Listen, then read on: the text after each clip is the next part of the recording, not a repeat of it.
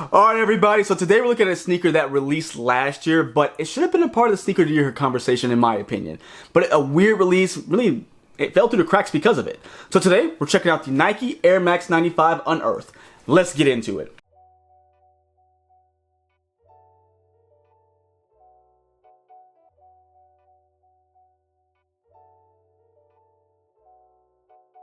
What's going on everybody, it's Mike from the Sneaker History Podcast and we are back with another video. Guys, thank you so much for joining, really do appreciate you. And I gotta let you know, we are this close to 5,000 subscribers. So I gotta thank you all for being a part of the channel, helping it grow to this point. The goal for me right now is to hit 5,000 before the end of this first quarter, so before the end of March. So I don't ask this all the time because it gets super annoying and redundant for every video to say it. But I'm gonna ask you again today. Hit that subscribe button if you hadn't. If you like what you see, hit that button. Show the channel to friends, family who like sneakers. I really do appreciate you guys helping to, spread the word of the channel and again helping it grow. So thank you very much, and I look forward to hitting that milestone here in a couple months. But let's move on from the housekeeping items. We gotta get right to the sneaker because that's why you're here, right? This sneaker, if you saw it before, it is probably one of the best looking sneakers of last year, and in my opinion, the best Air Max 95, and that's going to be the Air Max 95 Unearthed. Now, this sneaker I think really fell in that sneaker of the year conversation, or I guess top 10 sneaker of the year conversation I have to say, because of the release. This came out exclusively in Europe for their sneakers day. And that's gonna be something that's gonna be notated across the shoe in a couple different places, and I know I'm out of shot right now. I'm trying to grab the box for you because you'll see the box is gonna be a different box than we typically get with an Air Max 95. It's gonna have that Sneakers Day logo. That's one of the big things about it. Now we'll get back to the box in just a minute, but I want to just really, show you guys what we're working with here when it comes to that release and the reason it was released. Now, the sneaker was, again, released just in Europe, and honestly, guys, this is easily, to me, and everyone is gonna have their opinion, so hey, let me know down below what you guys think was your favorite Air Max 95 to release last year. But this was my favorite Air Max 95 to release this 2024. What's crazy about it is, I think when people originally saw the Alma Manier 95s, they were expecting them to look something like this. They share similar color palettes, I feel like. But this one, as opposed to kind of that leather they use on their version, uses a very premium nubuck, and this shoe looks amazing. The depth, the layering, they did everything perfectly with this particular sneaker. Now, the name is called Unearthed. That is the theme they went with this sneaker because if you knew designer Sergio Lozano, when he created this shoe back in 1995, one of the three inspirations he had was the striations from the Grand Canyon, or the erosion patterns you'll see on the rock. And that's what we're gonna really be looking at, diving into that particular inspiration on this sneaker. Now, the other items that he used for inspiration for creating this shoe were gonna be human anatomy, which we did get the anatomy at Air Pack a couple years back. Then, of course, 90s track inspiration, so we got the things like the Volt colors and loud colors with the sneaker back when it originally released. And now they're gonna lean in again to that unearthed or that erosion thought here, and we're gonna get some really cool looks on this shoe. If you guys know, I'll put a picture up. The striations are gonna be these wavy patterns that you see inside the rock. That's where we get the waves from. And that is gonna give you these different colors because that erosion happens from weathering, water, all those types of things. So that way you do get these really cool patterns in the rock, and they really represent this well here because not only do you get one set of colors on the lateral side, but you're also gonna get another set in a medial. And they do this in a way that's not over the top. So that way it's not this very bright out there shoe, but you get multiple colors. You're gonna get a mismatched lateral medial side, but it still looks good and can be worn with a lot of things, I feel like. So first things first, let's get right into that upper. So first thing you're gonna notice is gonna be, of course, the traditional Air Max 95 toe box. This is gonna be done in like this chocolate brown color.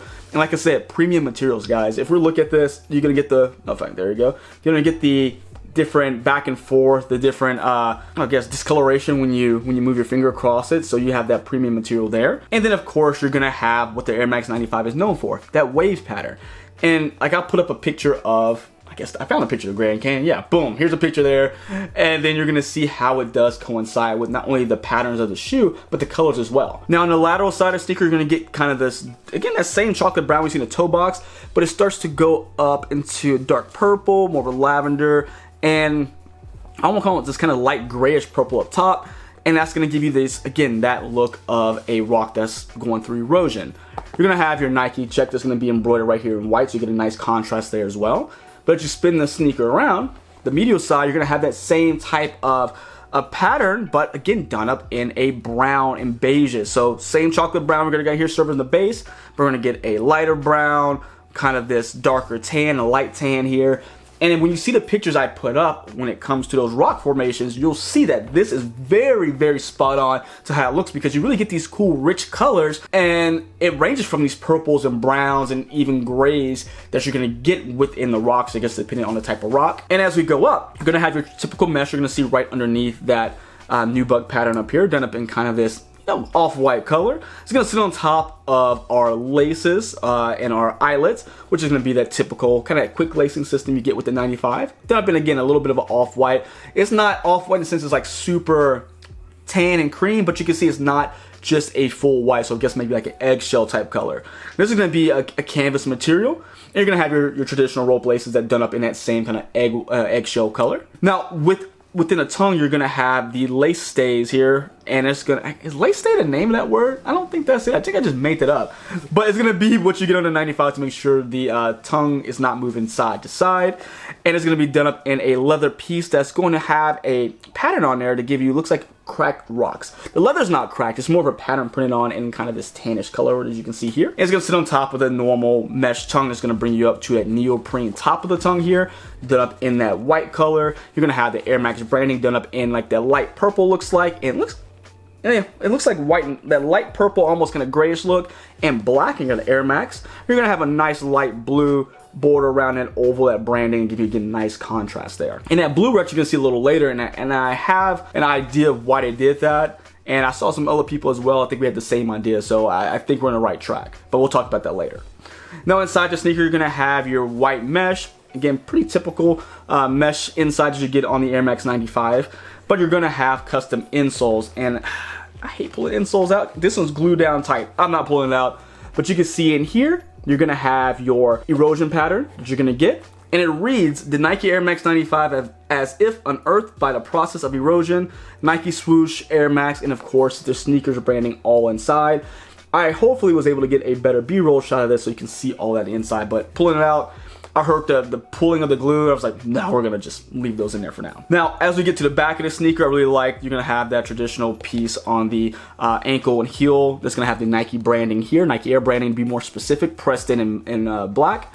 But what you see here is gonna be a light gray backing with kind of that purple, lavender topographical pattern here, which is really cool. You see that back there. You're gonna have your normal Air Max 95 sole, which is gonna be this really dark brown. I thought it was black at first, but it's a super dark brown we're getting that's housing the traditional air bubbles. Now, we're gonna talk about that blue again. Now, we talked about erosion earlier, right? I hate to give you a geology lesson or a science lesson, but erosion happens because of weathering. So whether it be the heat, or anything in the air just causing disruption in the rock, but a lot of it happens with water. So rain, snow, hail, running rivers, bodies of water, they do a lot of that erosion work. And you look at this bubble. The bubble is gonna be blue like water.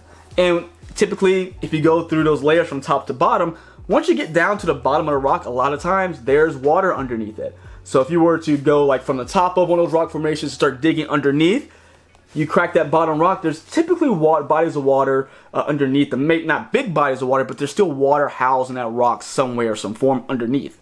So I like how they did that. So you're gonna get your Air Max bubbles done up in that blue, of course in the heel, and you're gonna get in the 2 and the 4 foot as well, or I should say the 1 and the 4 foot, but you can have the 2 windows as well there. Now we get underneath the shoe to the outsole, you're gonna have a mixture of that dark brown and some of that purple popping out for the contrast. And you're gonna have your, I guess, I don't know what you want to call this. It's not a torsion plate, I don't think. It feels like it could be. But what you're gonna have here is gonna be a clear plate that's gonna have all of your, of course, your Nike branding, but also the PSI for each bubble. So first, the 4 foot bubble is gonna have a 20 PSI, so pressure per square inch, if I'm not mistaken.